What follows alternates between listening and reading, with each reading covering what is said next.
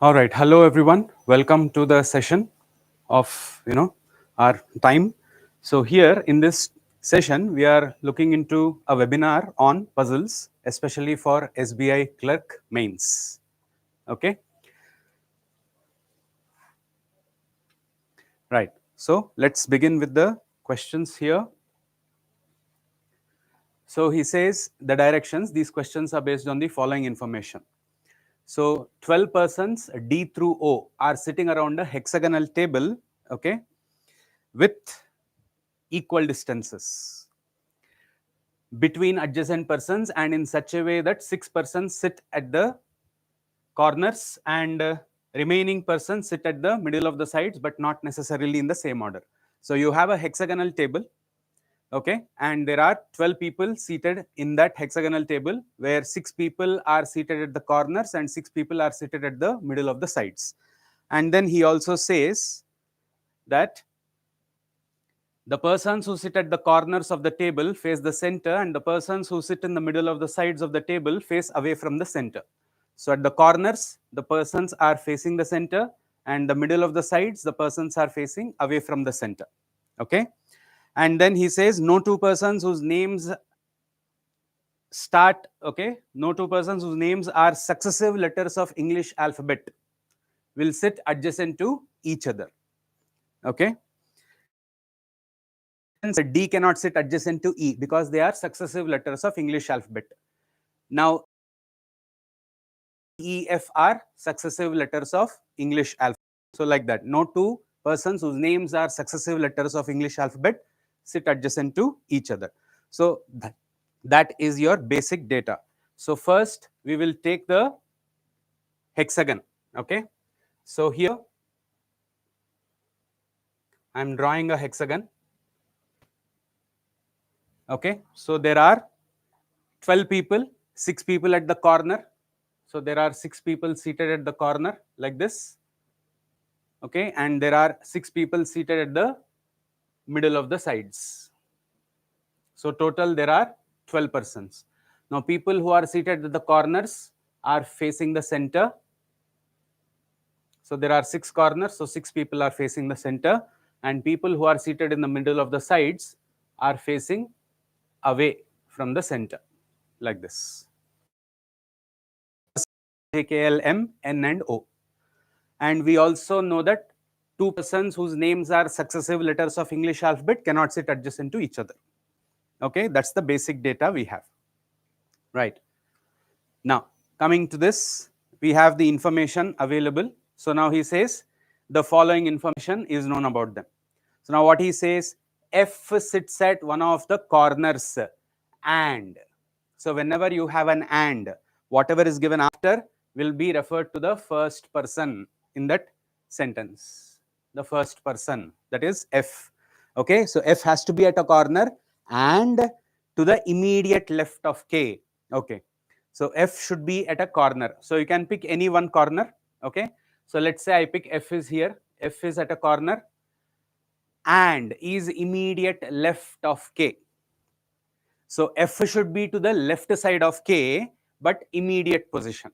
Now these are the two immediate position you have, correct? So K will be given here because now we know for away from the center, left is anti-clockwise direction, correct? Because if I put K here, then clockwise direction will be the right side. So F is at a corner and sits to the immediate left of K. That is the information. But now since F is here, now I can rule out E and G adjacent to F because E, F, G are successive letters of English alphabet, correct? Likewise, now K is here, I can rule out J and L because J, K, L are successive letters. Now, adjacent to K, you cannot have J or L. Understood the point here? Okay. Then next what he says, check here. He says two persons sit between F and M. Okay, there are two people between F and M. There is a continuation. He says who. Okay, so when he says who, now earlier I told you when you have and, it refers to the first person. Now you just before, that is, okay. So there are two persons between F and M. Who who means M, sits opposite to H. So from here, if you look at it, now two persons between F and M, there are two possibilities straight away, correct? Now you have F here, I can go in the clockwise direction leaving two people and I can fix M here. That is case 1. What is case 2? I can go in the anti-clockwise direction also. So this is where we take another arrangement straight away and do it parallelly. Okay, so 6 people at the corners we have and 6 people at the middle of the sides. Corners are facing the center, okay, and the middle of the sides are facing away from the center. And now we fix F and K in the same position. Okay, now leaving two persons, I will give M here. Two persons between F and M, one in the clockwise direction with respect to F, the other is in the anti-clockwise direction with respect to F. Okay, now here also we can remove the same persons. J and L can be removed here, and here we can remove E and G. Now at the same time, what he said, he also says that two persons between F and M, who means M, correct, sits opposite to H. So M is opposite to H. So wherever M is opposite, you can fix H. Okay, wherever M is opposite, you can fix H. So here you can fix H. Opposite to M is H. Okay, then what else he says? Only one person sits between H and E, correct? Check here. See here he says only one person sits between H and E. Okay, only one person between H. Right, now look at here, you have H, person between H and E. If I take the clockwise direction, E will be in this position, but E and F are successive letters, so I cannot have E there. So we take in the anti-clockwise direction. So you fix E here, so that there is only one person between H and E. Correct? Now, if you look at the other case, now H is here, now one person between H and E, right?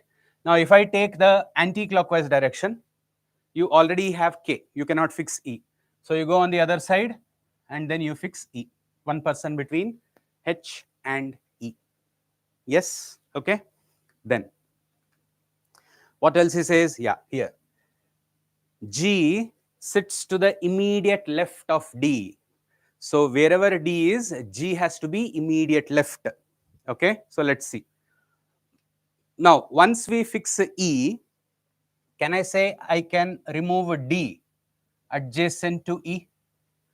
Correct? F, you forget about it. F is also adjacent to E in alphabetical order, but here F is already fixed somewhere else. But right now, D cannot be adjacent because they are successive letters. Likewise, now you have H. I can remove G and I because GHI. So I can remove G and I adjacent to H. Correct? Now here also, wherever you have E, I can remove D in the adjacent positions.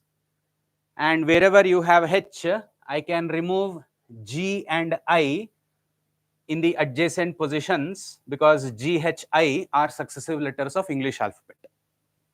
Correct? So we need to be very clear fixing them and understanding them. Okay? Now, the condition what we had earlier was G sits to the, okay. So wherever D is, G is immediate left. Okay. Now check here.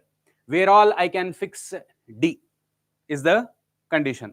Now see, I can remove D here. Why? Because immediate left you already have F. I need G. Correct? Now I can remove D here also. Why? Because facing the center, left is clockwise, but I cannot fix G here because G is adjacent to F. Correct? Now I can remove D here also and G here also because the adjacent position, because always look into the position first. I need immediate, the left part, immediate positions should be available first. But here the immediate positions are not available, so I can remove G and D. correct? Now what about here? I can have D here, then immediate left you can have G here, no problem. Then I can have D here, immediate left I can have G here. Great. So two positions here. Now I have removed D here, correct? And I can remove G here also, right? Because the D should be in place of E, then only immediate left happens, right? And here also D and G are removed. So basically, what is it that I'm getting here is, if I fix a D here, then G will be immediate left. Then if I fix a D here, G will be immediate left. So this is going to be either D or a G, G or a D. That is the only two positions. Okay.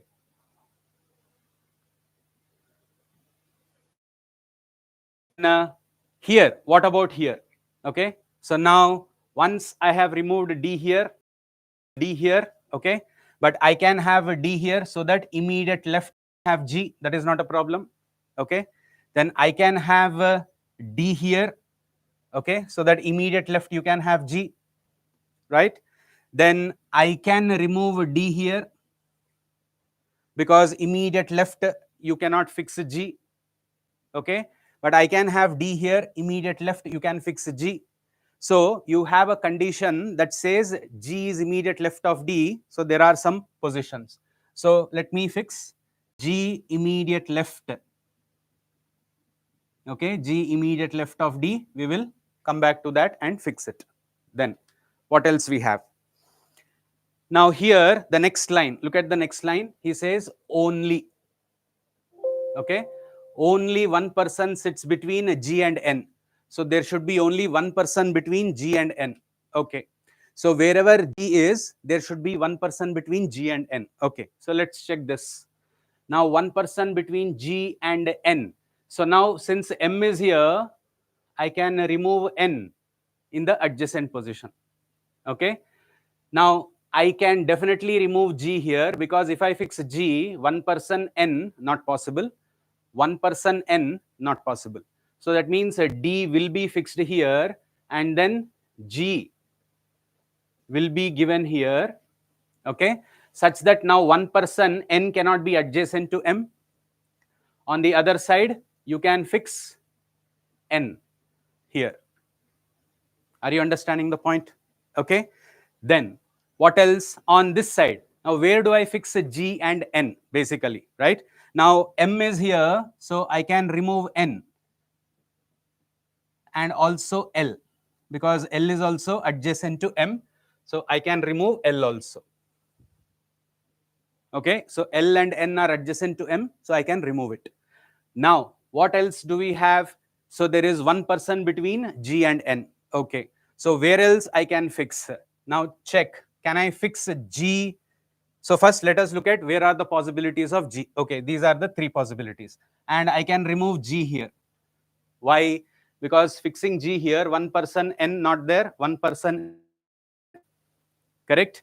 Now I can have G here, but in order to have G here, I need to have D here, so that immediate left of D I need. So then G is also not possible here.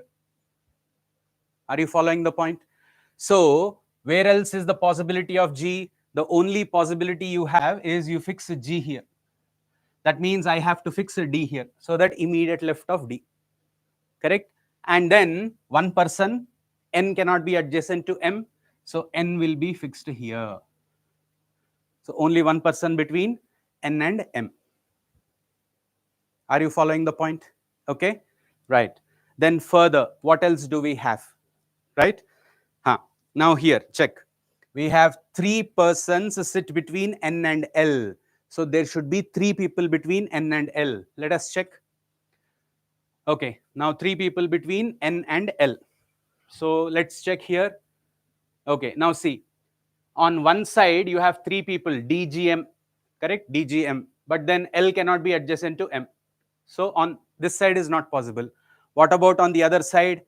You have 1, 2, 3 people and then you can have L here. So 3 people between N and L. Now how about here? 3 people between N and L. Now check. On one side you have these 3 people but F is available. On the other side you have 3 people I can have L, but then the problem is we know that L and M are successive letters of English alphabet. So that is why this arrangement is not valid anymore. So this is the one that we will continue to fix now. Following the point, okay? So learn to recognize the points like this. Spend time with them so that you will not have any break in the flow when you are fixing it, okay? Then what else do we have? Says neither I nor J sits adjacent to L. Okay, neither I nor J is adjacent to L. So L is here. So now I can rule out I and I can rule out J also. So neither I nor J adjacent to L. Now check how many positions are there. 1, 2, and 3. These are the 3 positions. Now out of those 3 positions, J cannot be here and J cannot be here. That means J will be here. Correct? Now I cannot be here, so I will be here. Then who's the remaining person? O. So O will be fixed. So by the time you come to the last condition, your arrangement will be ready like this. So this will be your final arrangement. Okay? Are you following this? So that is how we have to learn to fix the arrangement. So by the time you come to the last line, your arrangement is fixed. Okay? Yeah.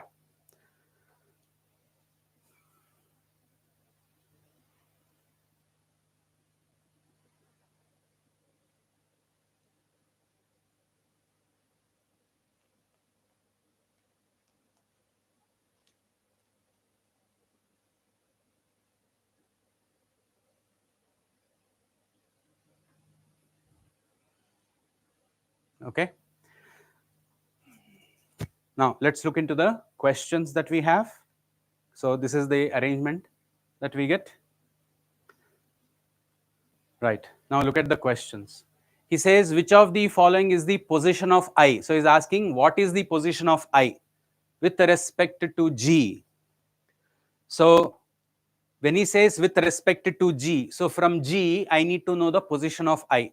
So I have to clockwise direction. So for facing the center, anti-clockwise direction becomes the right side. And it is in which position? Second position. So second to the right is what we say, and that's available in third option. Okay. Then next, look at the question. How many persons sit between J and O when counted to the left of O? So it says when counted to the left of O. Okay, between J and O. See, now O is facing away from the center. When he says left side, I have to move in the anti-clockwise direction, because then that is identified as the left for facing away from the center. So between O and J, how many people are there? 2 persons, and 2 is available in fourth option, choice 4. Okay. Then we have is 4 of the following 5 are alike in a certain way. Find. So it's an odd man out question. So because you have two persons here, let's see what it is. The first option is H comma J. So let's see what about H and J. Now we have H and J in adjacent positions, and I can say, so if I take H as the first person and J as the second person, okay, if I take H as the first person, J as the second person, H is on which side of J? Left side, and is immediate left. So I can say, sorry, second option, we have I and M. So if I take I as the first person, M as the second person, let's see. So I as the first person, M as the second person. Now on which side it is again? It is on the left side, immediate position. So this also is immediate because M is facing away from the center, anti-clockwise direction. You don't need to worry about immediate left or immediate right. So they are adjacent. And if you look at the fifth option, again, first person, second person, look at D and N. So D and N are also adjacent. Now the only option that you have to choose is the third option, because G and L, they are opposite to each other, not adjacent. So that is why we take the third option as odd one out. Okay. Right. Then next one, who among the following persons face the center is the question. Okay. Now let's see. The first option is K comma M. Look at K and M. K is away from the center. So this is not. I want the persons who are facing the center. Correct. Then what is the second option we have? J, N and M. So let's look at it. So J, N and M. Unfortunately, M is not facing the center. So this is also ruled out. Then next we have F comma E. So F is towards, but E unfortunately is away. So this is ruled out. Then N, I and J. So now we have N is towards, I is towards, and J is also towards. So we choose that. And now between G and H, H is away. So this is also ruled out. So fourth option. Okay. Right. So those were the questions you have in that set. Hexagonal arrangement, some facing the center, some facing away. Okay. Now, the next one, he says 6 P, Q, R, S, T and U live on a different floor of a 6-storied building, but not necessarily in the same order. Okay. And then now he says the ground floor is considered first floor, floor which is immediately above the ground floor is considered as the second floor, and so on. And then he says only one person lives on each floor. The following information is known about them. So it's basically a floor arrangement. 6 persons, 6 stories, 6 floors. Okay. Yeah. So first let's go and fix that. So we have 6 floors. So I'll fix that. 6, 5, 4, 3, 2, 1. So these are my floors. And now I need to fix persons.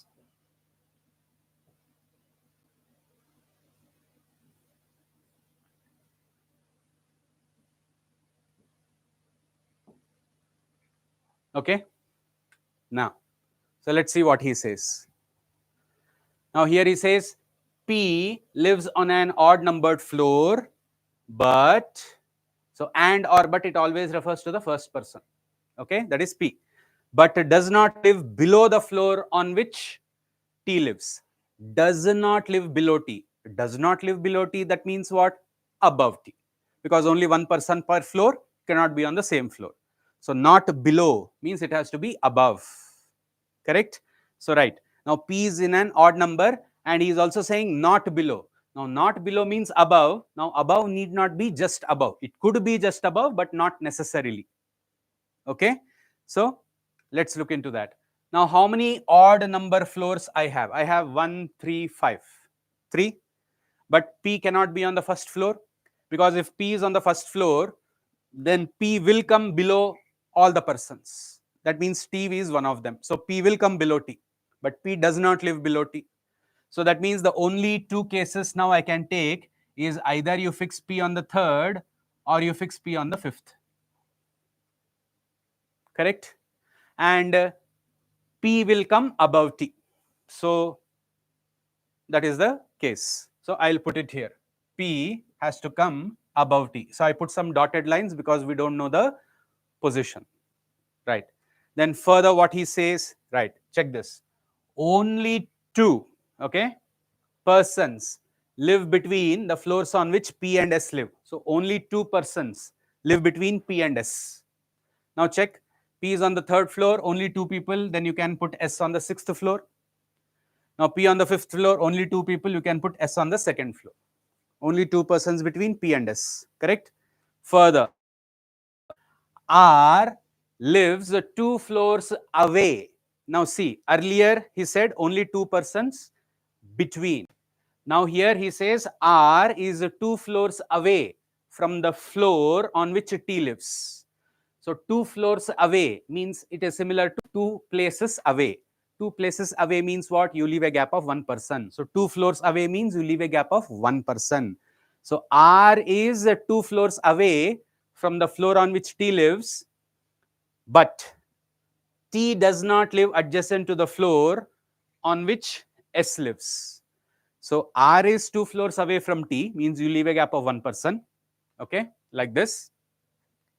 Between R and T, you leave a floor of 1. You leave a gap of 1 floor, 2 floors away from T, but T does not live adjacent to S. So T cannot be adjacent to S.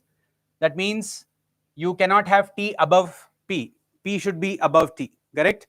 Now I cannot have T on the first floor because I need 1 floor between R and T. So I'll take T on the second floor and I'll put R on the fourth floor. That is 1. Now what is in the second case? Now you cannot have R adjacent to S, very clearly given. Sorry, not R, T, my bad.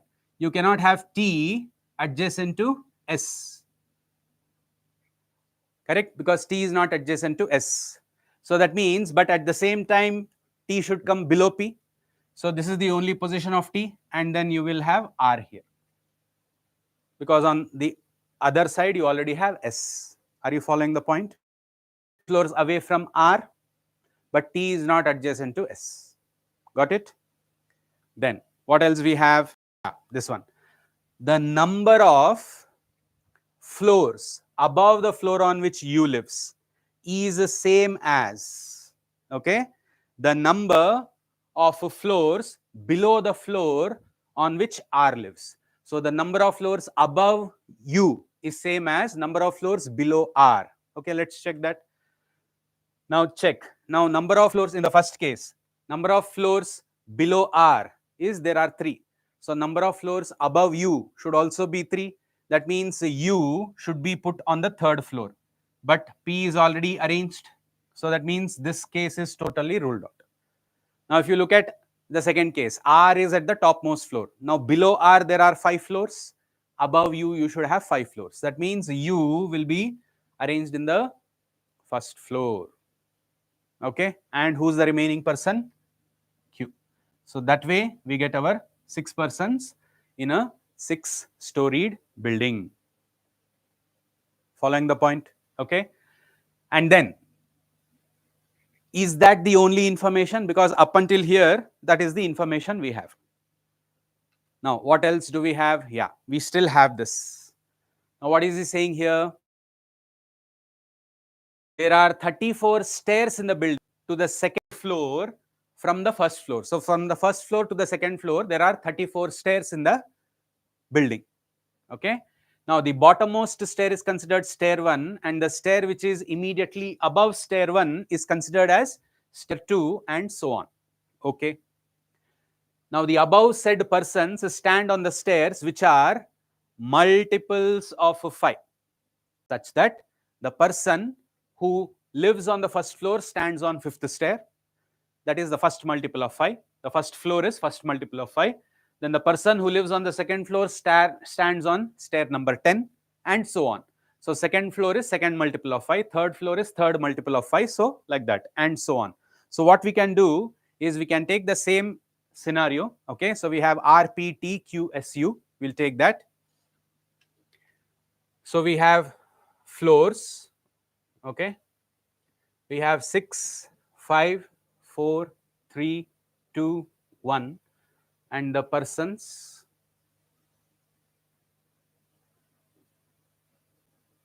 R, P, T, Q, S, U. Okay, let me just confirm that. R, P, T, Q, S, U. Okay, R, P, T, Q, S, U. Right. So RPT QSU. Now we have the stair number. Now the person who is on the first floor is on the 5th stair. Then who is on the second floor is on the 10th stair, and so on. So third floor will be 15th stair, fourth floor will be 20th stair, fifth floor will be 25th stair, and sixth floor will be 30th stair. So total there are 34 stairs, but up to the multiples of 5 will be arranged like this. Correct? Okay. Then further, what else do we have? Right, now check here. He says 2 dice two dice are rolled together, and based on the outcome of the dice, persons move from one stair to another stair. Okay. So what is the outcome? We have some conditions. He says if the sum of the outcomes is an odd number, then the person moves in the downward direction by the same number of stairs as sum of the outcomes. And if the sum of the outcomes of the dice is an even number, then the person moves in the upward direction by the same number of stairs as the sum of the outcomes. So if you have the sum as odd number, then you will have to take downward direction from the you have an even number, you add and take the upward direction to have the even number of stairs. Okay, right. Now he has also given the outcome. See, for example, he is giving you an example. If 3, 6 is an outcome, then that person moves 9 stairs downwards. Because why? When you take the summation, it is an odd number. Odd number means you will have to move downwards. If it is an even number, you move upwards. Got it? Now look at the outcomes. He has also given that RPTQSU. That is the order in which we got from 6th floor to 1st floor, correct? So RPTQSU, roll the dice one after the other in the same order, and the outcomes are given like this. Okay, so let's start with one by one. R, because now he is also saying respectively. Now because he says respectively, we'll have to take in that same order. So for R it is 1, 2. So if for R it is 1, 2, so let's say the outcome here, okay, the outcome is 1, 2. Okay, now let me just write the outcome so that we can fix it in one go. Then 4, 4, 6, 3, 1, 1, 4, 4, 6, 3, 1, 1. Okay, then 2, 5 and 4, 2. 2, 5 and 4, 2. Okay, so now this is going to be your initial stair number. Now we are going to get the final stair number as well based on the given outcome. So we know the conditions. If it is an summation of the outcomes is an odd number, you move downwards. Summation of an outcome is an even number, you move upwards. Now take here 1, 2. When I add, how much you will get? 3. 3 is an odd number, so you move downwards. Means from 30th stair, you'll move to 27th stair. Correct? Then 4, 4, 8. 8 is an even number, so you'll move upwards. So from 25th stair, he'll move to 33rd stair. You add 8 to it. We know there are a total 34 stairs, so that's not a problem. Now here 6, 3, which is 9. So that means you'll move downwards. So minus 9, you will get 11th stair. Correct? Then 1, 1, you add, you'll get 2. So you move upwards. So from 15th, he'll move to 17th. He moves upwards. Then here 2, 5, 7, again odd number, moves downwards. That means he'll get the 3rd stair. And then 4, 2, 6, you'll add a 6 because he'll have to move upwards. So he'll get 11th. He'll get 11th. Okay, so these are our final stair number. Now further, what else is given? See, there is a note also given. What is that note given? After applying the above conditions, okay, if 2 persons stand on the same stair number, then they will interchange the stairs on which they were standing initially. Okay, so they will interchange the stairs on which they were standing initially. So basically what he's trying to say, now there are 2 who have the same stair number, correct? See, T has 11 after applying the conditions, and U also has 11. So now what is he saying? If 2 people have the same stair number, then they will interchange the stairs on which they were standing initially. So they will interchange the stairs on which they were standing initially. So basically Now my arrangement for persons, okay, finally the arrangement of persons, you have R, P, Q and S will be as it is. Now T and U have the same stair number, you exchange. So you'll have U and T. So that will be my final data. So initially you have 6 floors, you have to fix the persons based on the given conditions. But later on it is simply applying the additional data for answering. Okay, so that's how you get your final arrangement like this. Is it clear? Okay, yeah. Okay.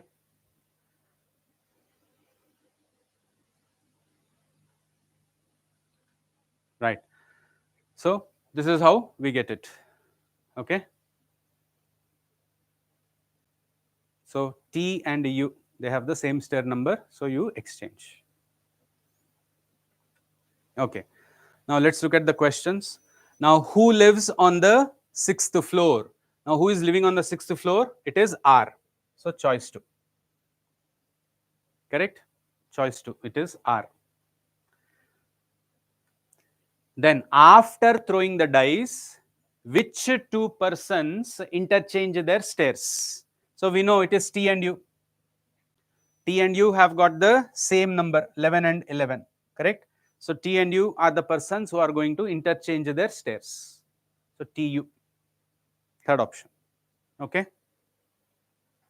Then, which floor does S live on? So S lives on which floor? Check here. S lives on the 2nd floor.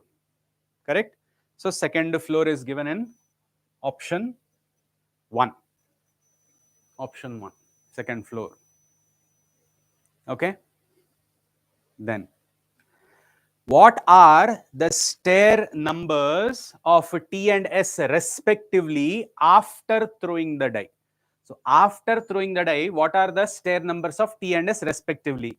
So T is 11, S is 3 after throwing the dice. Correct? So 11 and 3. Okay. Yeah. That is the second option here. It should be 11th. Okay. So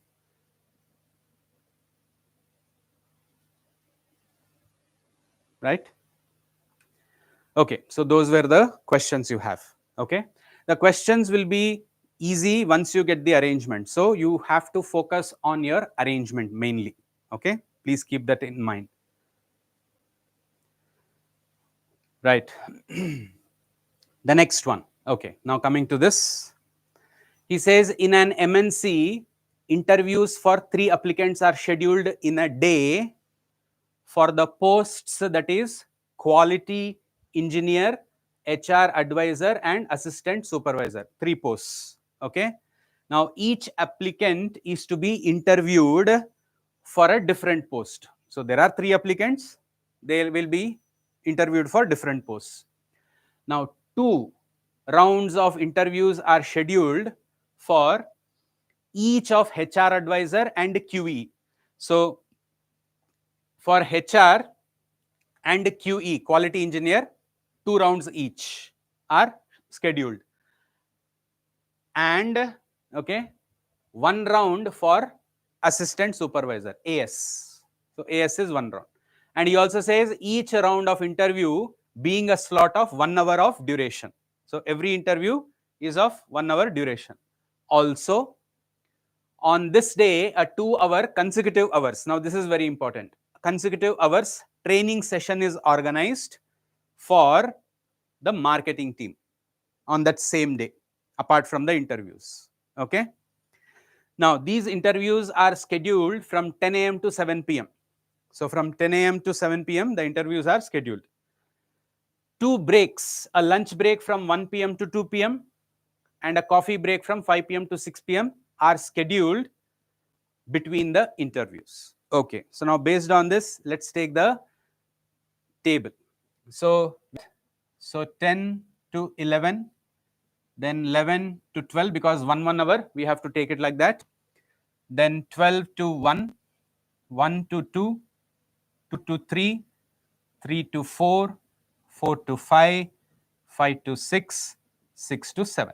So 10 a.m. to 7 p.m. This is how the slots will be considered. Okay. And then in this, we have a lunch break and we also have a coffee break. Correct? Now let's see that. The lunch break is from when to when? Say 2 breaks, a lunch break from 2 p.m. and a coffee break from 5 p.m. to 6 p.m. are scheduled. Okay. So 1 p.m. to 2 p.m. we have is lunch break. And 5 p.m. to 6 p.m. we have is a coffee break. Okay. Right? And then 3 posts. One is QE, quality engineer, the other advisory, and then you have assistant supervisor. Now there are 2 rounds each for QE and HR, and there is only 1 round of interview for assistant supervisor. That was the data given to us. Correct? Right. Now further, what do we have? Let us check. Now see, he says the second paragraph, no 2 interviews for the same post are scheduled in consecutive slots. So no 2 interviews for the same post are scheduled in consecutive slots. And he also says including the breaks. Including the breaks means, check here, for example, if the first round of interview for HR advisor is scheduled at 12 p.m. means 12 p.m. to 1 p.m. then the second round is not scheduled at 2 p.m. because now after 12 p.m. to 1 p.m. you have a 1 hour lunch break. So including the break, you cannot have consecutive slots. Are you understanding the point? You cannot have again the HR at 2 p.m. 2 to 3 you cannot have. That's the understanding. So including the breaks, you cannot have an interview for the same post scheduled in 2 consecutive slots, including the breaks. Got it? Okay. Then next. What else is? None of the QE interviews, quality engineering interviews, is after the coffee break. So after the coffee break, you cannot have a quality engineering interview. That is given. Okay. Further, what he says, the interview for AS is not the first interview of the day. So it's not the first interview of the day.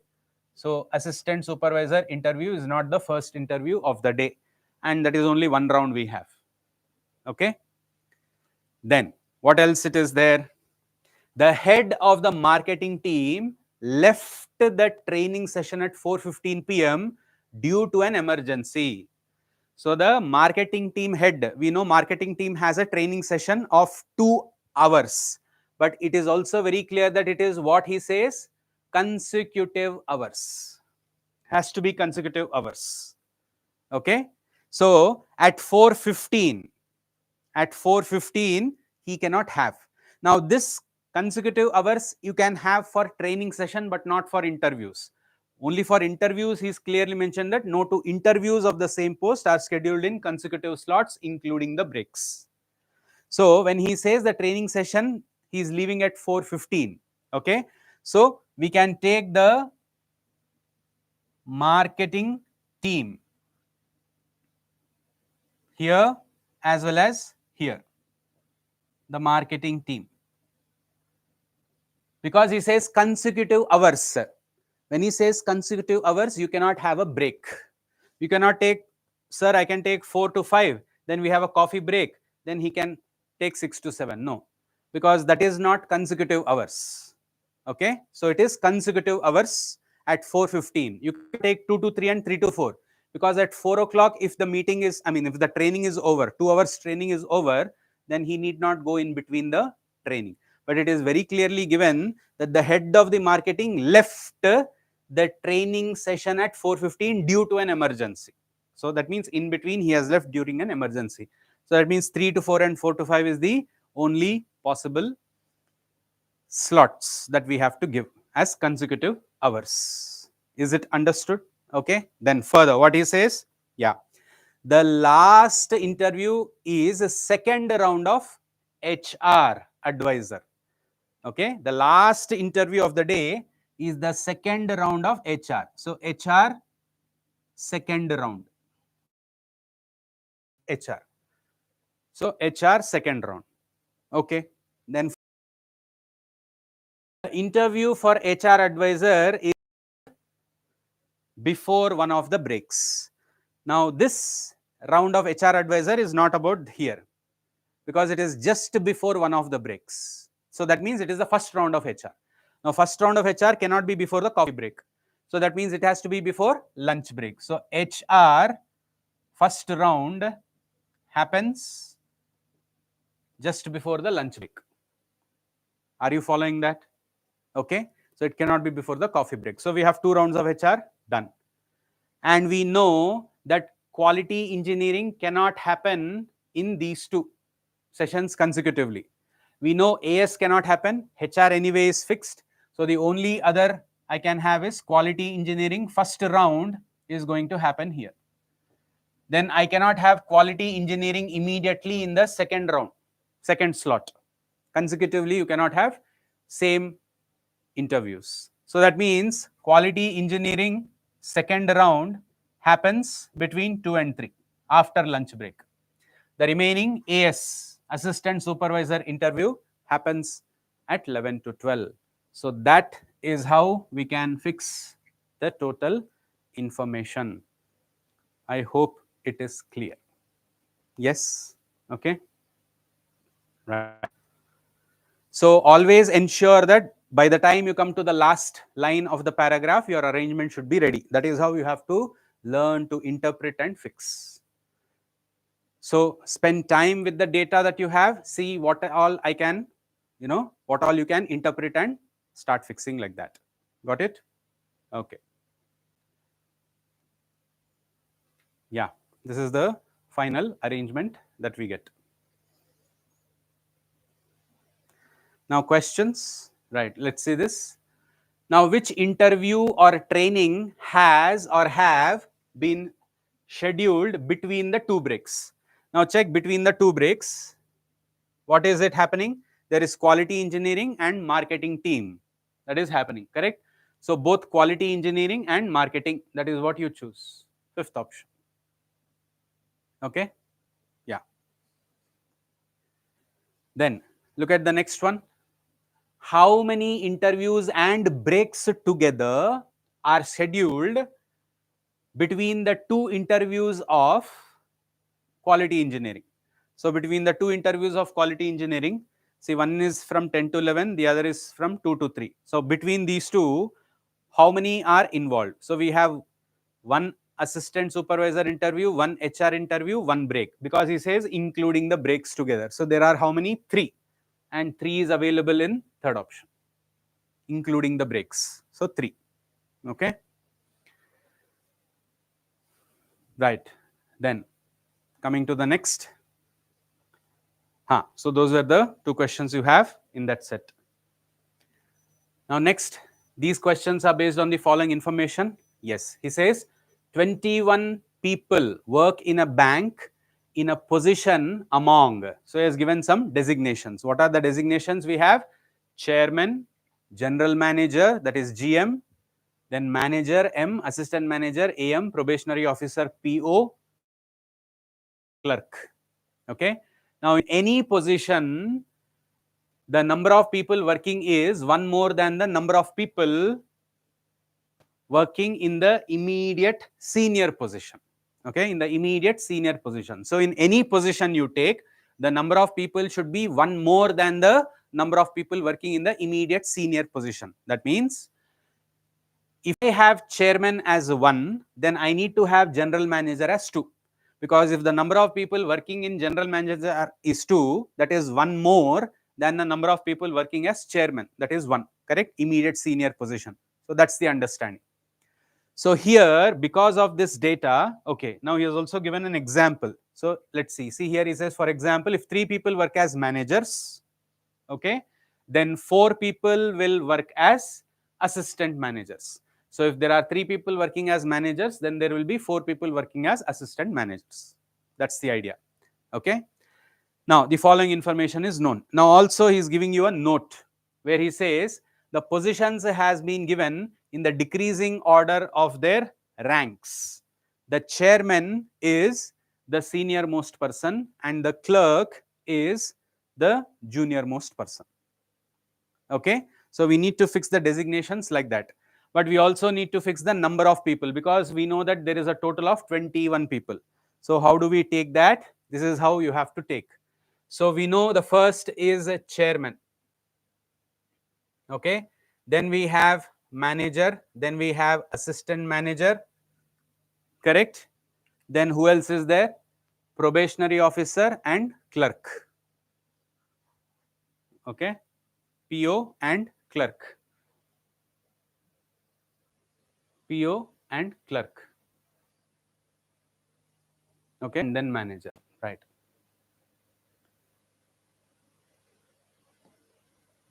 So we have chairman, then general manager, then assistant manager, PO and clerk. That is the ranks. Okay, now we need to fix 21 people in these designations. So how will that go? This is how you have to understand. See, if chairman is identified as 1, then general manager will be 2, then manager will be 3, then assistant manager will be 4, then PO will be 5.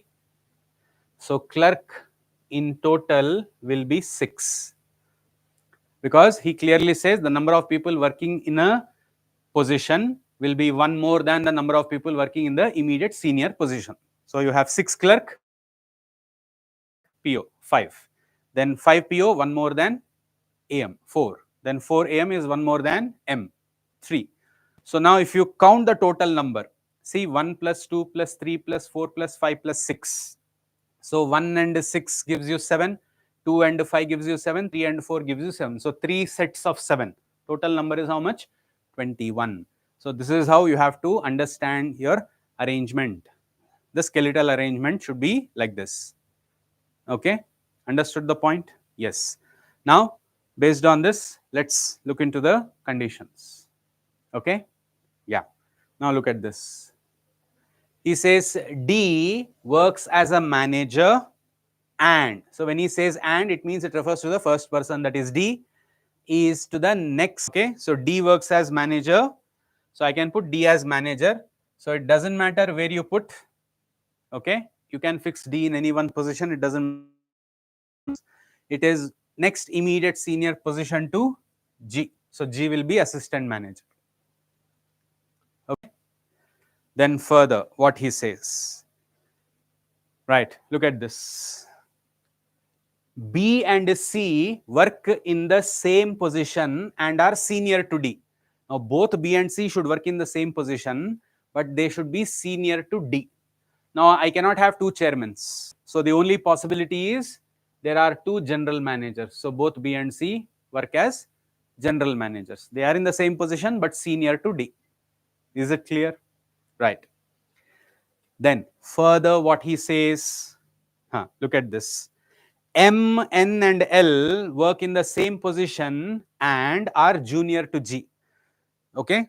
So when he says junior to G, M, N and L work in the same position and are junior to G. So when he says junior, it can be in the PO level or it can be in the clerical level also. That is the understanding, because he never said immediate junior or just junior. Are you understanding the point? So from here, I am going to take 2 cases. Case 1, I am going to take M, N and L junior to G in PO level.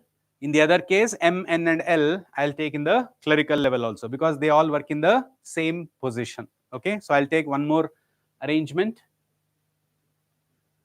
1, 2, 3, 1, 2, 3, 4, 1, 2, 3, 4, 5, and 1, 2, 3, 4, 5, 6. Okay, so we have the chairman, then the GM, then the manager, then the assistant manager, then clerk. Okay, so we have D, we have G, we have B and C fixed. Now M, N and L I will give here as clerical position, junior to G. Is it clear? Okay. Then further, what he says, let us check. junior to G. Then he says H is the next immediate junior position to E, but, so and or but, it always refers to the first person. Okay, that means H. So H is in the next immediate junior to E, but E is the next immediate senior to L. Okay. So H is next immediate junior to E, next immediate senior to L. So we have H, next immediate junior to E, and next immediate senior to L. Now check here, L is here. So that means I can fix E here and H here. Then only I can get E, H and L like this. Correct? Now what about in the other case? Now L is here. Now I can have E, you cannot have EHL because L is here. So you can have E here and H here. So that E, H and L are positioned like this. Is it understood? Okay. Then what else is given? Yeah, look at this. So next immediate senior to L, that is there. Further, what he says, Q, R and S work in the same position but not with M. So Q, R and S are working in the same position but they are not with M. So let's check.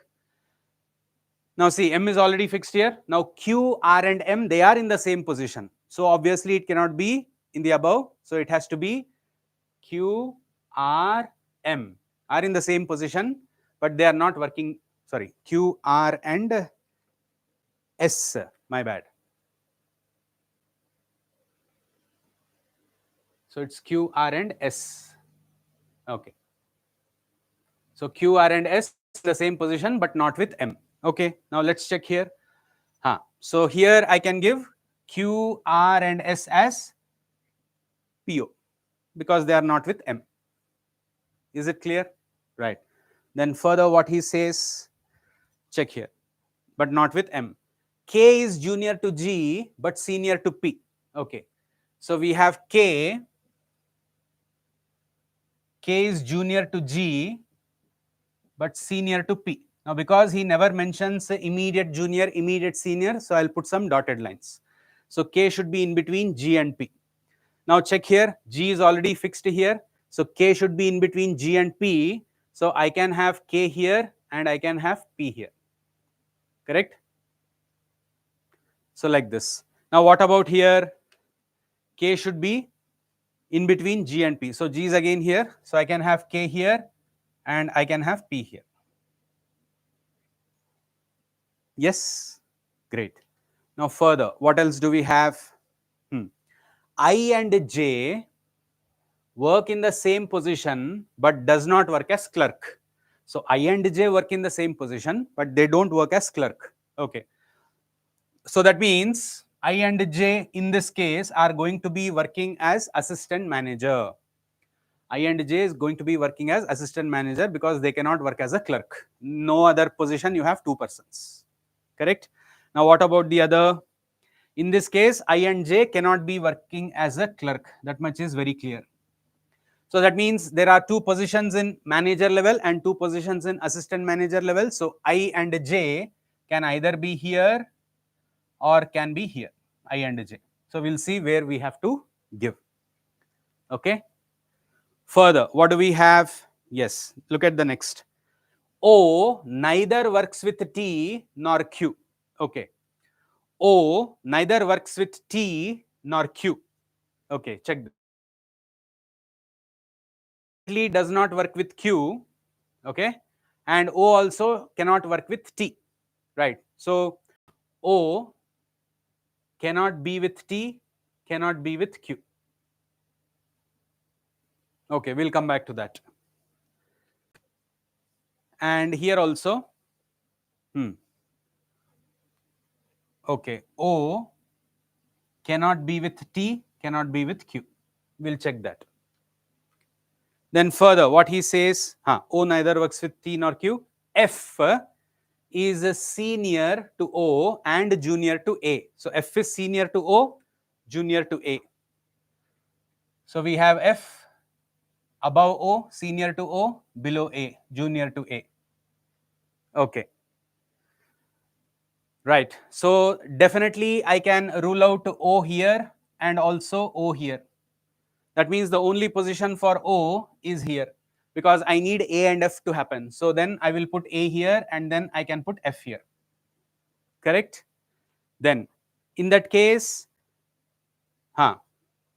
so you can have T and U, the remaining people. Okay. Now what about here A, F and O? Right. Now since O cannot happen with Q, okay, so because we have A, we have F and we have O, so you can have AFO happening, AF and O here or AF and O here or AF and O here. So there are cases, right? Now I and J have to be adjacent. So wherever you put F, you can put I and J in the other position. Okay, we will see. Now what else do we have? One final information is in the same position. T and U are working in the same position. So that means here T and U should work in the same position. So in that case, check. So this is going to be TU, or here also you can have TU. T and U work in the same position. Correct? Now, where am I going to get A, F and O? That is a problem. Now the problem is, see, if I put a T and U here, then I will put I and J here. Are you understanding the point? Correct? If I put I and J here, then I will have to put T and U here. So basically F cannot happen here. Then where should F happen? F has to happen here. Then where should O happen? O also will happen here, which is a problem for this particular condition. A anyways is going to be here, but T and U, I and J is not our problem. The problem is F and O. F should come first, then below only you need O. But I can put O here, but then I have to put F in one of these positions. But he very clearly mentions that I and J work in the same position, and in the last line, he clearly mentions that T and U work in the same position. So here I don't have any problem. See, I have A, I have F, and I have O also. So everything is satisfying in this arrangement. But here in this case, I am unable to satisfy A, F, and O. Are you following that? So this arrangement is not valid. This is the one that we will have to finalize. Based on this, we have our questions. Arrange them. 21 people in 6 designations, and very clearly mentioned that number of people working in a particular position is one more than number of people working in the immediate senior position. That's the understanding. Okay. Yeah. So let's have a look into the questions. Right. So this is our final arrangement you have. Okay. Right. Questions. Now, what is the position of J? So where is J? J is in assistant manager. That is there in 4th option. Okay. Then, who among the following people are in the same position as O? So as same position as O, we have KLMN. Correct. Look at your options. We have D, E, F, B. No. So N, 5th option. That's our answer. Okay. Then, how many people work in the same position as S? Excluding S means you should not count S. So how many people are working in same position as S? Look at here, total 6 people are there. So you remove S, that means there are 5 people. So 5 is given in the 3rd option. Okay, right. Then next, who among the following works as PO? So PO, who are working as PO? KLMNO. So here we have M is here. The other options are PEHA, they are not. KLMNO are working as PO. So it is first option. Then, so those are the questions you have in that. So hope it is right. Then coming to the check this. These questions are based on the following information. 13 houses are in a linear row from west to east, and all the houses are facing north. Okay, all are facing north. 13 houses, all are facing north. The first house from the west end is considered house number 1. West is always what? Our left side. Okay, so west is always the left side. So that is house number 1. Then the house that is to the immediate right of house number 1 is considered as house number 2, and so on. Okay, and he says 9 persons live in 9 different houses and 4 houses are vacant. So out of 13 houses, there are only 9 houses that are filled with 1 person each, and the remaining 4 houses are vacant. And he also says no 2 vacant houses are adjacent to each other. Okay, so we have 13 houses. We can fix those 13 houses.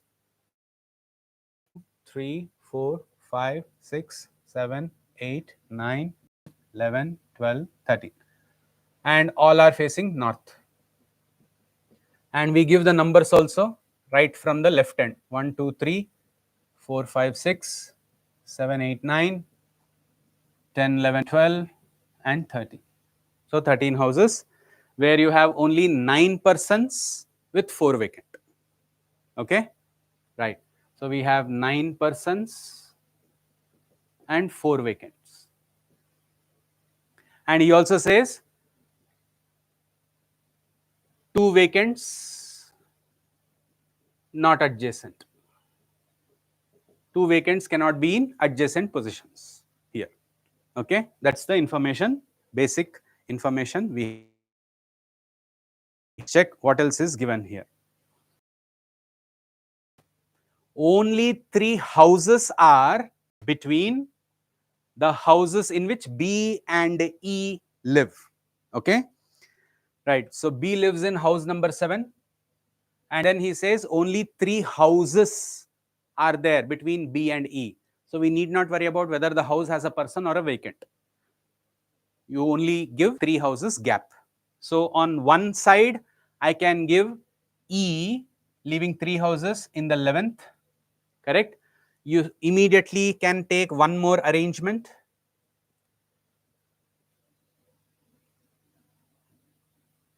Okay, so by picking one more arrangement here, I can give E on the other side also. One I took on the right side of B, the other I am going to take on the left side of B.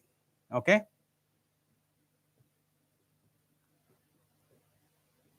Right. So now B in the 7th and leaving 3 houses, I can have E in the 3rd also. So there is a 3 houses gap between B and E, like, okay. Right. Then further, what he says, yeah, look at this. J lives in a house that is to the immediate right of E's house. So J is immediate right of E's house. So now in this case, J will be in the 12th, immediate right, and in the other, J will be in the 4th, immediate right of E's house. Then what else do we have? The number of houses that are to the right of the house in which J lives is 1 less than the number of houses that are to the left of the house in which F lives. So number of houses to the right of J should be 1 less than number of houses to the left of F. Okay. Again, he is talking about houses only. Okay. Now look at here in the first case, number of houses to the right of J is only 1 house.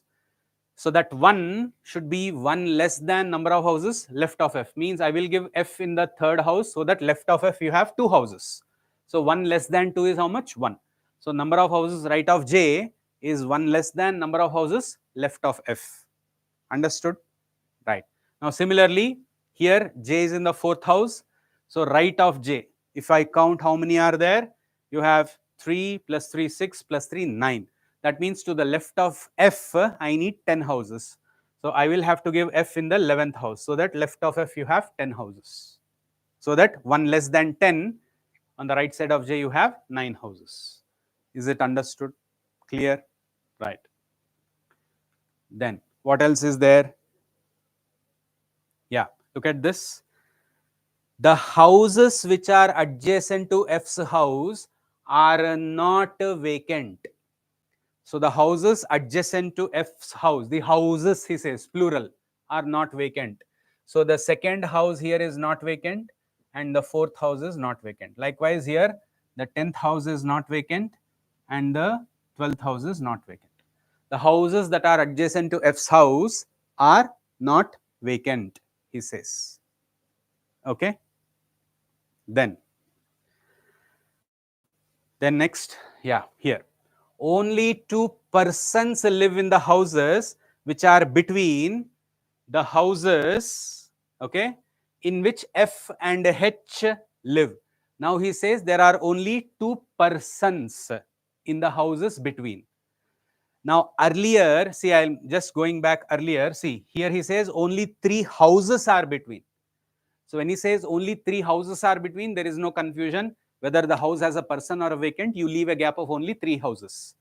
But now what he says, only two persons live in the houses which are between the houses in which F and H live. So what does that tell you is, now check here, you have F here. Now only two persons, so obviously not on the left side of F, so I have to take on the right side of F. We know only already here because it is not vacant, so one person has to be here.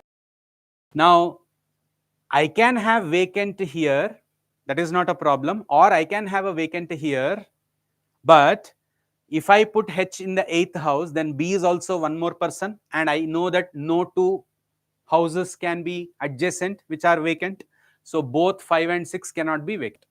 If I pick only one house as vacant, okay, I hope everybody is following. If I pick only one house as vacant, but still I will have to fix one of the houses 5 and 6 as, you know, a person, but then you will have B also as another person. You already have one person adjacent to F, so you will get more than two persons. But he says only two persons. That will tell you that H cannot be given in any of these 8, 9, 10 and 13 houses. So H has to be compulsorily fixed in house number 6 only. That means this also is not vacant, because I need only two houses. Oh, sorry, only two persons in the houses between F and H. Is it clear? So the same you can do with this also, because it is the exact opposite. You can now fix H here. So this also cannot be vacant because they are the exact opposite positions. Same thing. Is it clear?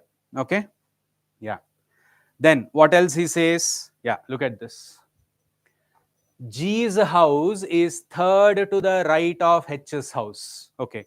G's house is third to the right of H's house. Now check. Third on the right side of H. 1, 2, 3. So you can have G. No problem. But in this case, unfortunately, on the right side of H, third to the right, you already have F. So you cannot fix a G. That means this arrangement is not valid anymore. The second arrangement is ruled out. Is it clear? Because I will not be able to fix a G between the houses. See, again he says 4 houses are there between. So whether that house has a person or is it vacant, I am not concerned. So please be very careful with the terminology that is used. If he is talking about persons, then we need to be careful regarding the vacants. Okay. Right. So if he says 4 houses are there between the houses in which, what he says, 4 houses are there between the houses in which G and C live. Okay, so I see Lavanya is asking, sir, how many questions will be given in mains exam?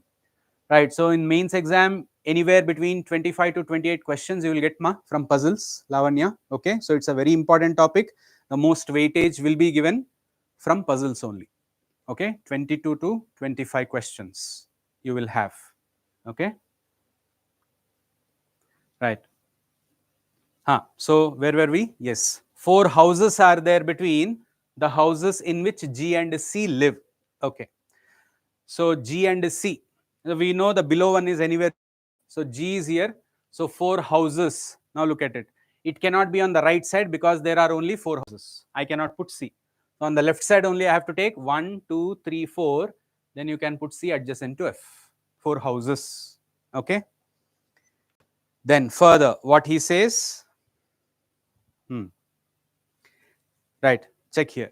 So he says C's house is to the right of D's house. Okay. And so when you have and, it always refers to the first person. And who's that first person? C. So C's house is to the right side of D's house. Okay. And to the left of I's house. Of D's house at the same time left of I's house. Now one is we also have to look into 4 vacants, correct? So where are those vacants? If you check, see now the first house will be identified as vacant. Then we know 5 is not vacant, so 8 has to be identified as vacant. 10th has to be identified as vacant, and 13th has to be identified as vacant. Those are your 4 houses that will be given as vacant. Are you following the point? Okay. So now coming back to the information again, we have C's house to the right side of D's house. So C's house should be on the right side of D's house. So D's house will be the second house. Okay. And at the same time he says, and to the left of I's house. So to the left of I's house. So I will be put here because everything else is fixed. And there is one last information, that is H's house is not at any end. Correct. H is in the 6th house. It is not at any end. So by the time you come to the last condition, your arrangement is ready like this. So we need to practice it like that. Okay. So this will be your final arrangement. 9 persons with 4 vacants. Okay.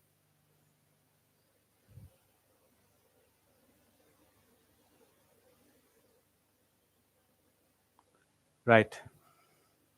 So now let's look into the questions. Yeah, this is our final arrangement we get. Okay. Right. Now, how many vacant houses are there between the houses in which H and E live? Okay. So check between H and E. How many vacants are there?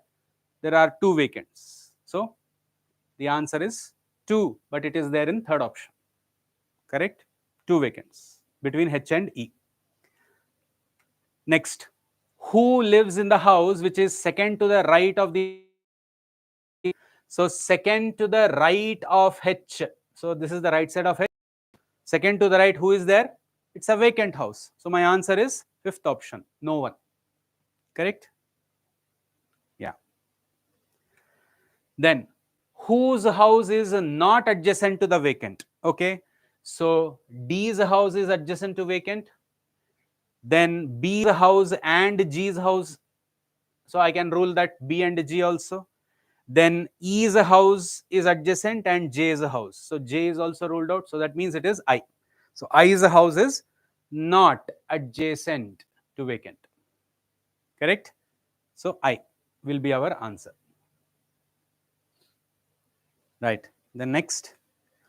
How many persons live between the houses in which C and E live? Okay. Because see, look at the question. How many persons? Okay. Between C and E. So between C and E, how many persons? 1, 2, 3, 4. So my answer is 4. That is there in first option. Don't count the vacant positions because the question is persons. Okay. Right. Next, who lives in a house which is to the immediate left of H's house? So immediate left of H's house, who is there? I. And that's available in the 5th option. Okay. Yeah, so those are the questions you have in that set.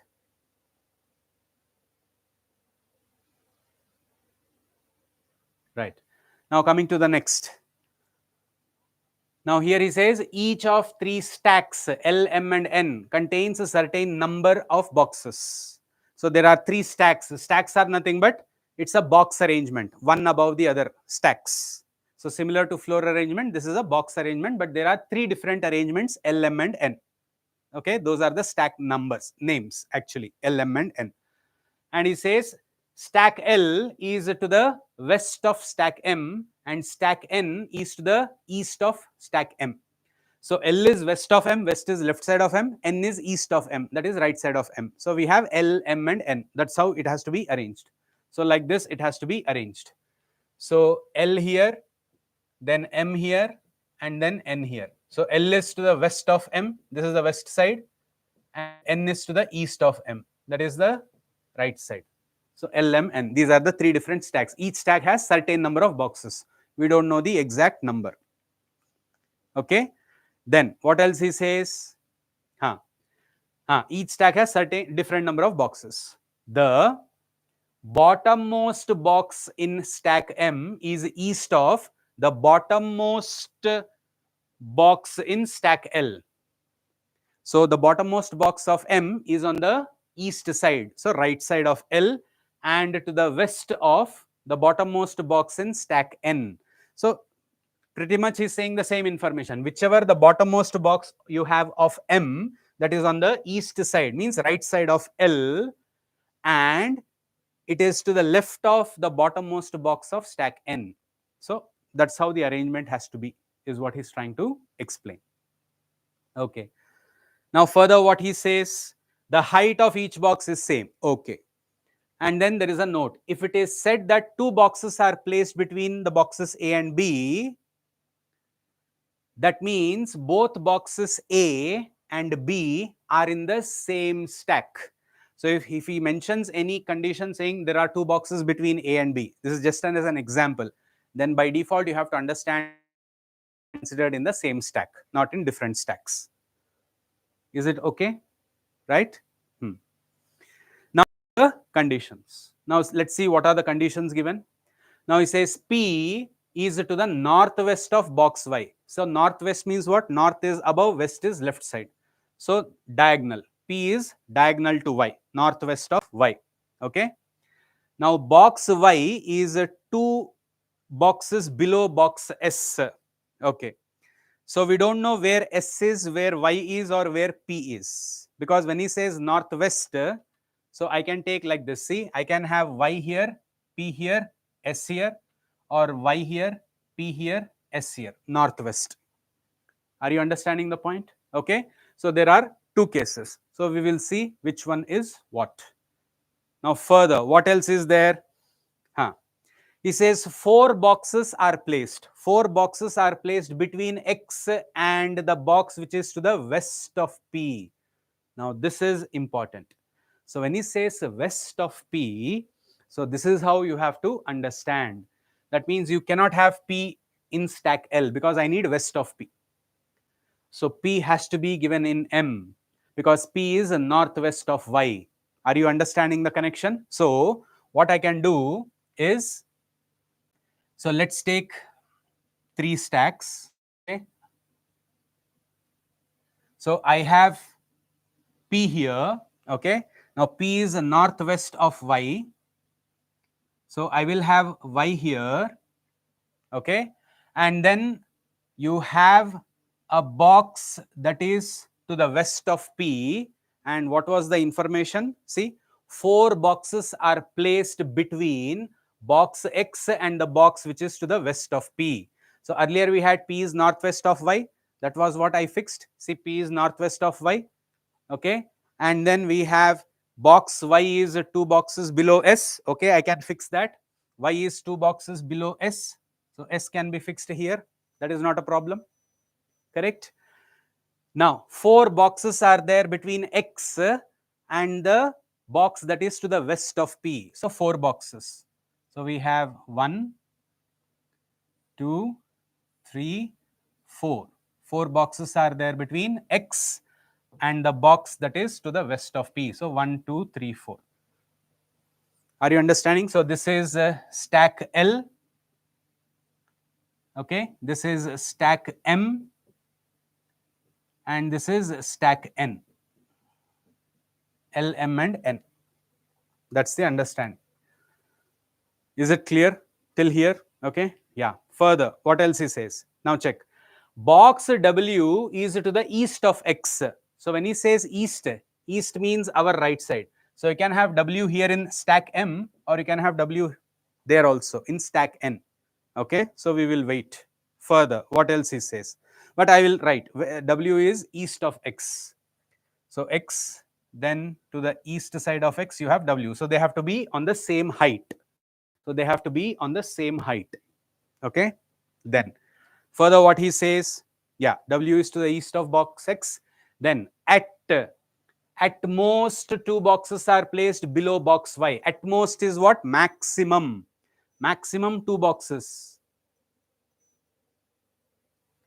Okay. Maximum 2 boxes are there below box Y. Okay. Okay. So Lavanya is asking, sir, once again explain this question. Oh, okay. Okay. Let's quickly go through this then. So there are 3 stacks L, M and N, okay, containing certain number of boxes. Then stack L is to the west of M. West is left side of M. And N is on the east side of M. East is right side of M. So basically this is how you will get L is west of M and N is east of M. Okay, L, M, N. Then he also says that each stack has a different number of boxes. There are different number of boxes. You cannot have the same number. You need different number. Okay. Then he says the bottommost box in M is east of bottommost box of L. Okay. So bottommost box of M is east means right side. So whichever you take the bottommost box of M, that has to be on the east side means right side of bottommost box of L. Okay. And further what he says, to the east of bottommost box of L and to the west of bottommost box of N. So it has to be to the west of bottommost box of N. So if you take the bottommost box of N, west means left side. So basically this is how your stacks have to be understood. Okay. Then now coming to the conditions. He says P is northwest of Y. Northwest means north is above, west is left side. So it has to be in a somewhat diagonal position to Y. And he says Y is 2 boxes below X. Okay. And then he also says 4 boxes are placed between X and the box which is to the west of P. Now when he clearly says there is a west side of P, this is how you have to consider, because already P is the north and west of Y. Okay, P is northwest of Y. Now there is a west of P, and Y is 2 boxes below S, and there are 4 boxes between X and the box that is west of P. Okay, right. Then what else we have? Yeah, now box W is east of X. So when he says east, it has to be in the same height. But which position, I don't know. It can be stack M or stack N. Okay, stack M or stack N. Then we'll check. Then at most 2 boxes are placed below Y. So below Y maximum you can have 2. You can have less than 2 also, because at most means maximum 2. So you can have less than 2, which is 1 or 0 also. Okay. So below Y at most 2, maximum 2 boxes. Okay. So we'll check that as well. Then further, what else we have? Right. Now he says 3 boxes are placed between boxes W and S. Okay, 3 boxes between W and S means both W and S should be there in the same stack. Correct? Now check. We have 1, 2, 3 boxes are there between W and S. So X and W should be in the same height. Correct? So X and W are in the same height, and there are 3 boxes between W and S. So the condition satisfies. Okay, I hope everybody is following that. Right. Then further what he says, 5 boxes are placed between the boxes T and U. T is at the top of the stack. Okay, 5 boxes are there between T and U. T is at the top of a stack. Okay, so T, 5 boxes, U, and T is at the top. Okay, so we'll see where that is. Till now we don't know the information with regards to that. Okay, right. So those are the conditions you have in this slide. So let's move further. Yeah, now next, Here he says box U is not placed to the east of R. So U cannot be to the east of R. Means what does that tell you? R and U cannot be in line like this. U cannot be placed to the east of R. So it could be northeast, okay, it could be southeast, could be anything, but cannot be east of R. Could be in any other direction. Okay, so we'll come to that. But first we need to fix U, then it is easier for fixing R. Okay, further, box V is placed immediately below S. That we can do. S is here, V is immediately below S. That much we can. And means it is about box V only. And is placed to the east of the is placed. So it should be placed to the east of the stack in which U is placed. Okay. So when he says east of U, so V should be on the east side of U. Okay. That still will not give us any position. Okay. He's not saying V should be east of U. V should be placed in a stack that is to the east side of the stack in which U is placed. See, he's talking about the stack. Okay, and is placed to the east of the stack in which U is placed. So please be very clear here. The stack he's saying, not the position. So the stack should be east, not the position of box. See, obviously it is, you should not fix U here. Please be very careful because P is fixed here. Don't assume and fix U here. It is not. Okay. So it can be here also. It is talking about the stack. I hope I am making some sense here to you. Okay, all. So it is about the stack because very clearly is given that V is immediately below S. Okay, and is placed to the east of the stack in which U is placed. So whichever stack U is placed, V has to be east of that stack. So you can have U here also. That is not a problem. The stack has to be east side. Got it? Okay. Further, what he says, yeah. Box T is to the east of box X. Now check. He's talking about the box, not the stack. T is on the east side of X. So if T is on the east side of X, see, T has to be given here. T is on the east side of X. And now we know that there are 5 boxes between T and U. So 1, 2, 3, 4, 5. And then you fix a U here.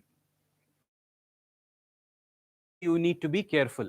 Don't fix a U here in stack L. Are you following? U will be here because T is east of U and there are 5 boxes like this. So this is also arranged. Not a problem. And now he clearly says that R, okay, U cannot be on the east side of R. So U cannot be on the east side of R. You cannot have R in that position. That is very clearly given. Okay, that is there. Right. Then what is that? Further we have box T is east of box X. Then box R is placed at the bottom of stack L. So R is placed at the bottom of L. Now which is the bottom? We know that every stack has different number of boxes, very clearly given. So either I can place R here just above P, or I can place R here just below U, because we know R cannot be on. Need further information, but R is placed at the bottom of stack L. That is very clearly. Okay, right. Now further, what is the data? Let us check. The number of boxes which are placed above Y is twice the number of boxes placed below X, but not more than 14. Okay, so number of boxes above Y should be 2 times of the number of boxes placed below X, but the number should not be more than 14. Okay. Then and further he says 3 boxes are placed between R and Q. Q is placed 5th from the top. Okay. Okay, that is what we have. So he says 3 boxes are placed between R and Q. Q is placed 5th from the top. We can fix that first. Now 3 boxes are placed between R and Q. So suppose if I fix R here, and we know R is the bottommost box in that stack L, then 3 boxes, X is already there. You cannot fix Q. So R cannot be here. That means you need, sorry, okay, 3 boxes between R and Q. So R cannot be here. So I will have to take R here. Are you understanding the point? Okay. So I will have to take R here. So R cannot be here also. Right? So if I take R here, now it is not east of, okay, U is not east of R. And then we have 1, 2, 3 boxes between R and Q. Right? And then we have Q is, okay, now box Q is 5th from the top. Now box Q is 5th from the top. So if I take here, so we have 1, 2, 3, 4. So Q is 5th from the top. So this is the topmost. So this is with regards to stack L. Now R is the bottommost. So this is the total number of boxes you have in stack L. Now going back to the earlier condition, he said that the number of boxes which are placed above Y is twice the number of boxes placed below X, but not more than 14. If I want to count the number of boxes below X, I should have fixed R first. That is why I fixed the next given conditions. Are you understanding the point? Okay. Now, if I look at that, placed above Y should be twice the number of boxes below X. So let's look at below. 1, 2, 3, 4, 5, 6, 7 boxes. That means above Y you should have twice that number. Number is what? 14. But he's also very clear when the condition is not more than 14. Yeah, it is not more than 14. What is not more than means?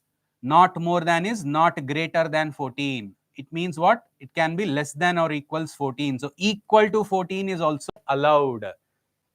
That is what you have to understand. Okay, so here below X you have 7 boxes.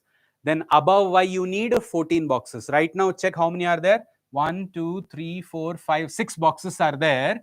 So that means there are 8 boxes above. There are 8 boxes above. And we also know that box T is at the top of the stack. Correct? That was given. See, box T is at the top of the stack. So that means you cannot have any more boxes here, but you will have 8 more boxes here. Okay, and since he also clearly says that there is, okay, so basically that is what we have. So this is going to be our final arrangement. So here 8 and 3 plus 3, 6 plus 1, 7. So total 15. Here we have 3 plus 3, 6, 7 boxes, and here 3, 3, 6 plus 3, 9 boxes. So each stack has different number. So you have different number of boxes. So that is what we have as our final arrangement. Is it clear? Okay. Right. So always understand what is given, what is to be used, and fix them by the time you come to the last arrangement, last line of the conditions. Okay. Right. So this is the arrangement. So let's look into the questions. Yeah. See, this is the arrangement that you get. Okay. So now let's have a look into the questions. Now, which box is placed immediately above box U? Check immediately above U, which is there? P. So that is available in 4th option. Okay. Then next one. How many boxes are placed in the stack in which box Q is placed? So how many boxes are there in a stack in which Q is placed? So we have 3 plus 3, 6 plus 3, 9. So there are 9 boxes, and that is available in choice 2, 9. Correct? Then next, how many boxes are placed above box W? We know, we have counted the total number of boxes above are 8. 8 boxes above, and that's available in 3rd option. There are 8 boxes. Correct? Okay. Then next, 4 of the following 5 are alike in a certain way and hence form a group. Find the one that does not belong to that group. So it's an odd man out. So let's check. So we have WTSYV. Okay, WTSYV. So W is here, T is here, SYV. So we know the answer is T, because except for T, remaining all are available in the same stack. That's the odd man out. Correct? Yeah. So it is option 2. Then the next question, which among the following boxes is placed in stack L, he says. Okay, let's check. In stack L, we have X, Q and R. So X is here. Q and R are not given in the options, but X is there. So first option. Okay. Right. Okay. So those were the questions you had in that box arrangement, stacking. Now the next one. He says 7 persons IO are sitting in a row, not necessarily in the same order. Okay.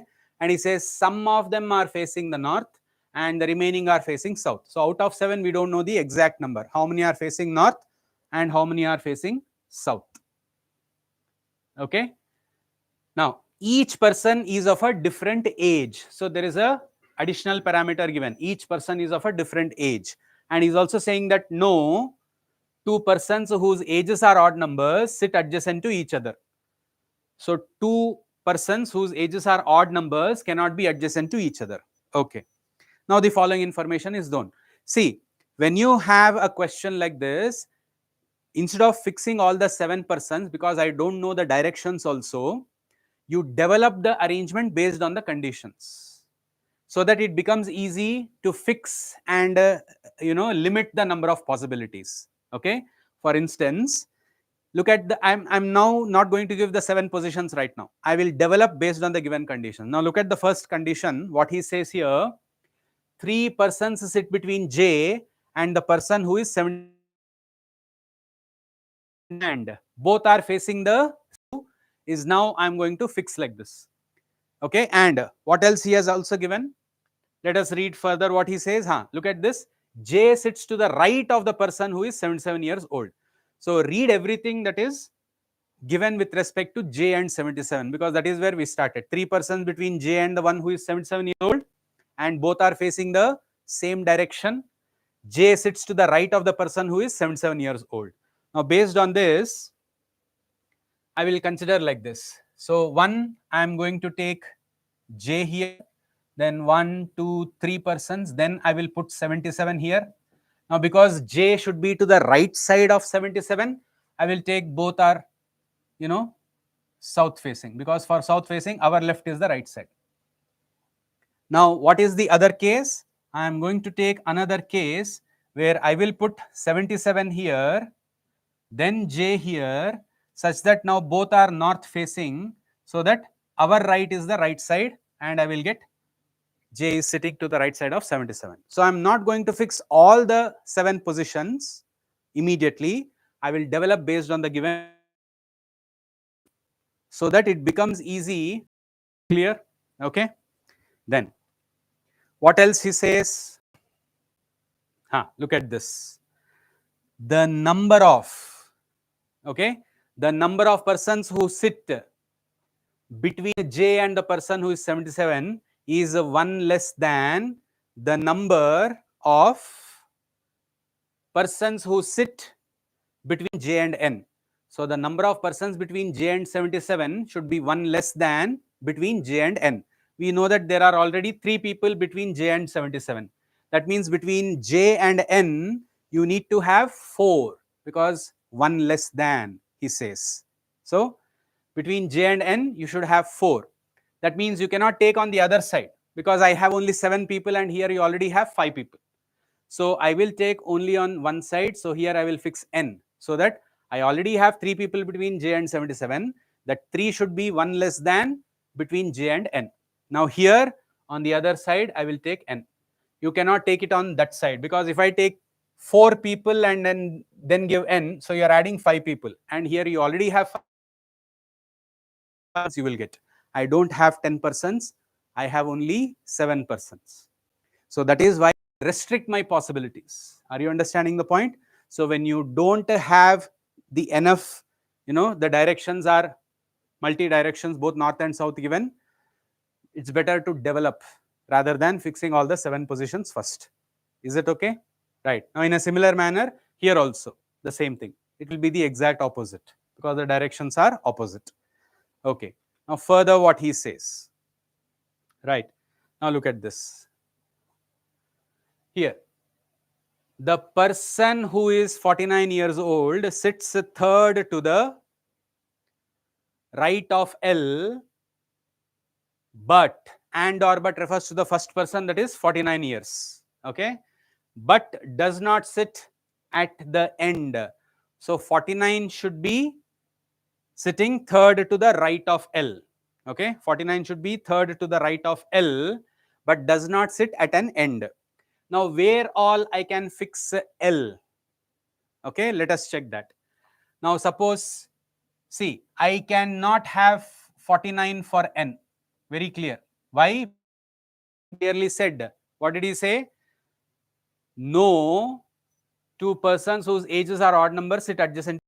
Correct? So, 77 and 49 both are odd numbers. So, they cannot be adjacent to each other. So, 49 cannot be here, 49 cannot be here. Okay. And see right now here 1, 2, 3, 4, 5, 6 people. Already 6 are arranged. There is one more person. And if I add one more person here, then I cannot have 49 there also because it is an end position. So basically 49 should come somewhere on this side. Okay. Person here, that will be the end. 49 cannot be here. Okay. So now where do I fix the 49 is the point. So suppose if I fix L here, then right side, first, second, third, that is the condition given, correct? The person who is 49 years old, third to the right of L. So we have first, second, third to the right. You can have 49 here. That is not a problem. But what is the further data? Let us check and then we will confirm. Okay. So what is the further data? See, but does not sit at an end. So 49 cannot be at an end. What else he says? L is neither 77 years old nor sits adjacent to the person who is 77 years old. So L cannot be given as 77 years old, neither can be adjacent to the person who is 77 years old. So you cannot have L here. So that is why always read the pairs, 2 or 3 conditions together. If you read, it becomes easy. You can eliminate some positions directly. Okay. So L cannot be here, neither you can have L here. Okay. So that means if I fix L here, then first, second, third, it will be the end. I cannot give 49. First, second, third, N cannot be 49 because 2 adjacent. So L is also ruled out here. Now, if I fix L here, now first, second, third, I cannot add 2 people. My only position is I can add one more person because already 6 people are there. Correct? So when you are developing an arrangement, please always keep in mind total how many persons are to be fixed. There are only 7 persons to be fixed. That one information we need to be very clear with. Okay. So L is here. I cannot add 2 people. My only limit is I can add 1 person. But on the other side, 1, 2, 3, you already have 77. So the only possibility now is, okay, see what happens if I add one more person here and L. I can add L there also because now the end position is only available. In between, I cannot have L. So if I pick L here, then I cannot add any more persons on that side. I have to take on this side. So first, second, third. Now this will be 49. But we know 49 can at this end. So the only position is you need to add L here. Correct? Now we know L should face north, then only third to the right. So first, second, third to the right, you can have 49. So the person who is 49 years old is sitting third to the right of L and is not at an end. So 49 cannot be seated at an end. So once you get this data, the same way you can fix this also because it is the exact opposite. Now you can fix L here facing south because then first, second, third, you will have 49 here because for south facing, this is the right side. For north facing, this is the right side. Are you understanding the point? Okay. Yeah. So parallelly you need to work. So no two adjacents cannot have odd numbers. Two adjacents cannot have odd numbers. Okay. Right. Now further, what he says, we know that L is neither 77 that we have read nor sits adjacent to 77. Okay. The person who is 62 years old sits at two places to the left of O. Okay, 62 should be two places to the left of O. Now we have 7 people arranged.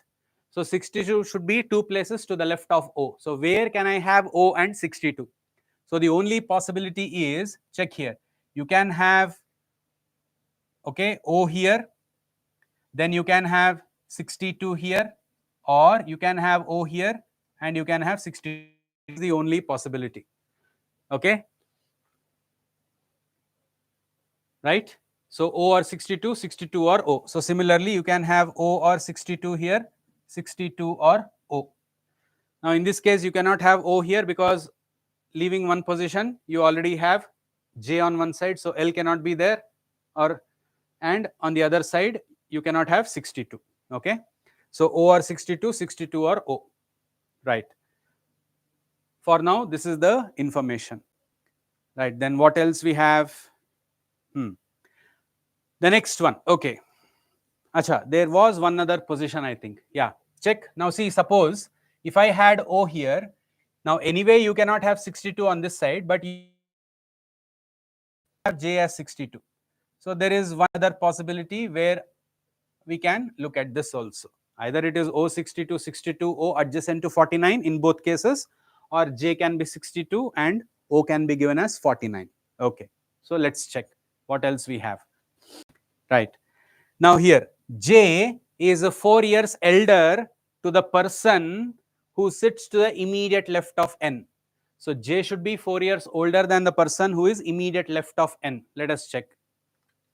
Now the person who is immediate left of N, so there is only one person. So because he says immediate left, I will have to take N as north facing here. Then only this is the left side. So J should be 4 years elder to that person who is 77. That means you cannot have J as 62. That means you cannot have O here. So in the same way, I can take N as south facing, then only our right is the left side, then again 77. So J cannot be given as 62.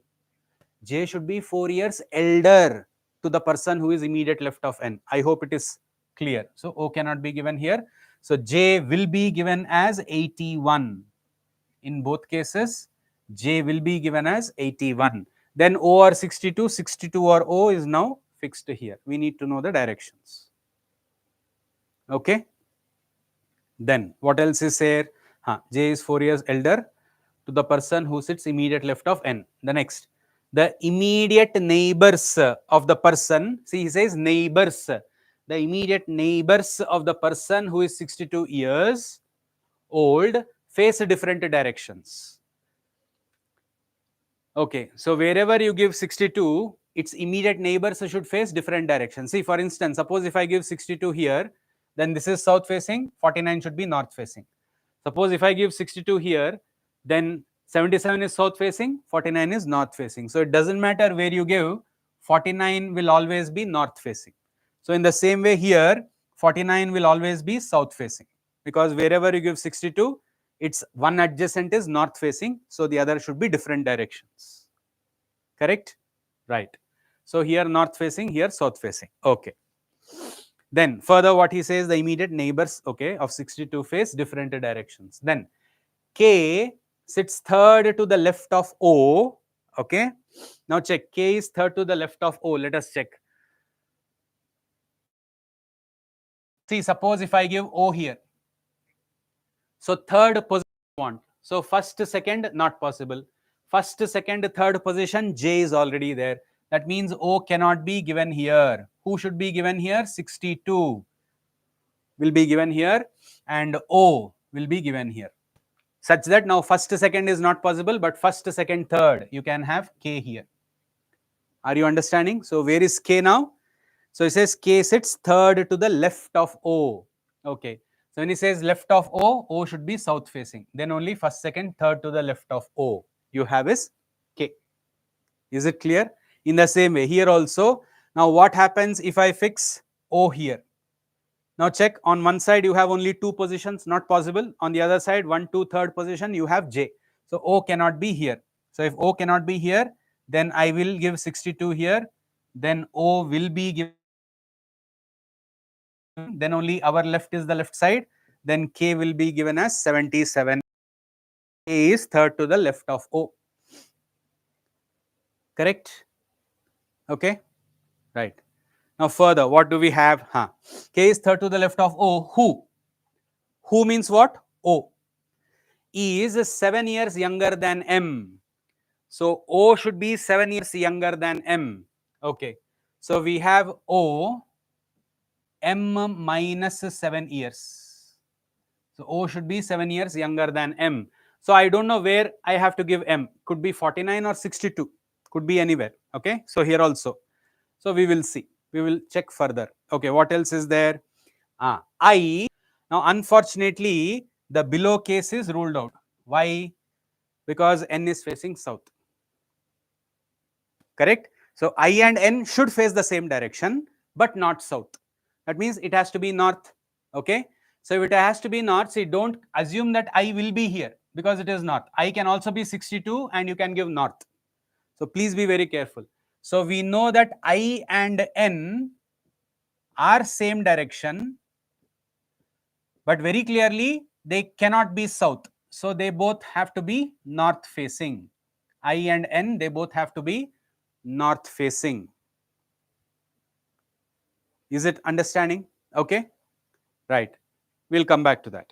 Then further what he says. Look at this. I is 6 years elder to L. So I is 6 years elder to L. Okay. So I should be 6 years elder to L. So we have I, L years. I is 6 years elder to L. The difference between the ages. So the difference between the ages of J is 1, and finally he also says N is not the eldest. Now because N is not the eldest, you will take N as 80. Okay, you will take N as 80. Right. So now what is it that we can do here? So we have I is 6 years elder to L. Okay. So suppose, okay, let's say I take I here. So if I take I as 62, okay, 6 years elder to L means L will be how much? L will be 58. Okay. Now suppose if I take I here in place of 49. Now 49 should be 6 years elder to which number? 43. Can L be 43? L cannot be 43. Why? Because there are 2 odd numbers. No 2 adjacent positions can have odd numbers. Are you understanding the point? So that is how you decide where can I fix L. So I can definitely have I here, that is not a problem. But if I fix I here, I is 6 years elder. If I take I as 49, then L will be 40 adjacent. Are you following the point? You will have I here so that both I and N facing north. Now 62, so then L will be 58. Sorry, 56, my bad. So 62, no? Yeah.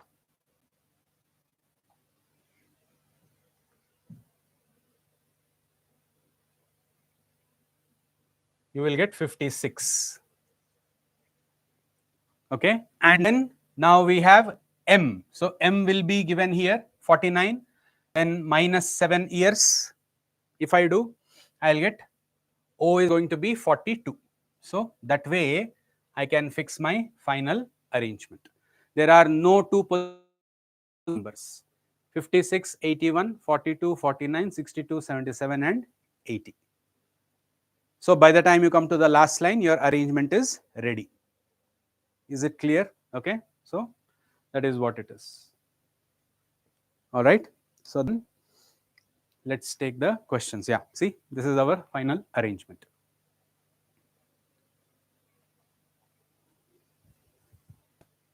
Right. So now questions. What is the sum of the ages of the persons who sit third from the ends? So third from the ends we have is O and I.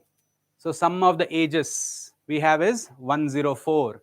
That's available in the first option. Correct? Then what is the position of O with respect to the person who is third eldest? Now see, who's the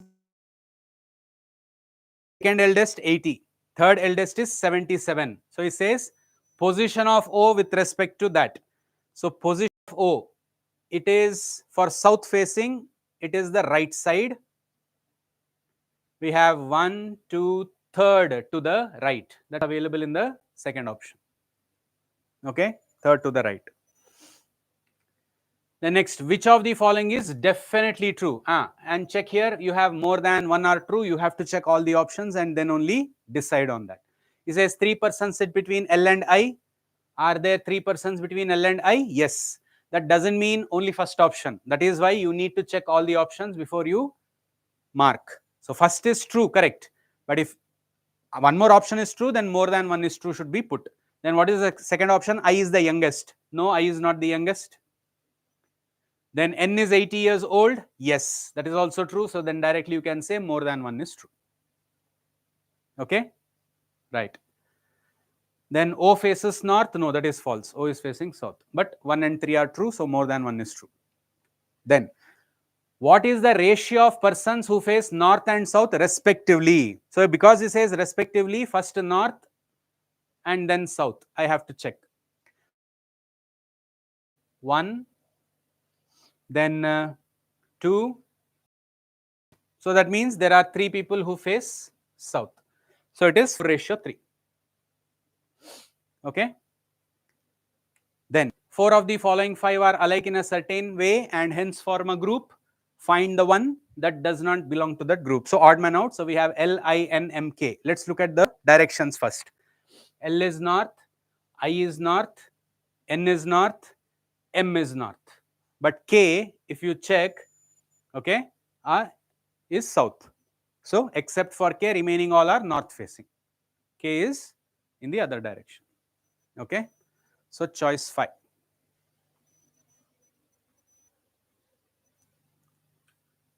Okay, so that brings us to the end of this session. So thank you very much for attending the session. Hope it has made some difference in attending the session. So thank you all. Have a great rest of the evening. Goodbye.